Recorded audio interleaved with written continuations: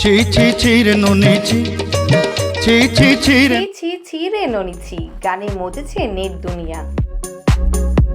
3 দশকের পুরনো গানটি অডিশার।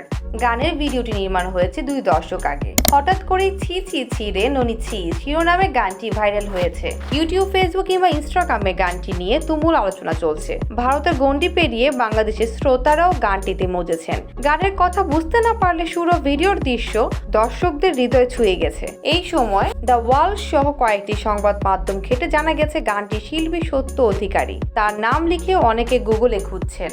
গানের ভিডিওটি পরিচালনা করেছেন মানব ভঞ্জন নায়ক।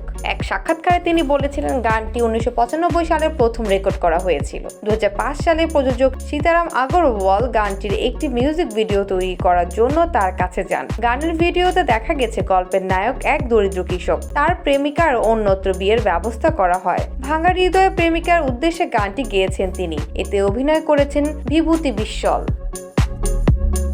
গানের অর্থটি এমনই ছিল যে প্রতিদিন বিনোদন ও আনন্দের ব্যবস্থা করতাম। আমি তোমার মাকে প্রতিশ্রুতিও দিয়েছিলাম, অনেকবার বলেছি আমার কাছে কেমন ছিলে তুমি। আমি যখন আমার গ্রাম থেকে ফিরলাম তুমি কি করে সব ভুলে গেলে। এটা সত্যি লজ্জার ননি।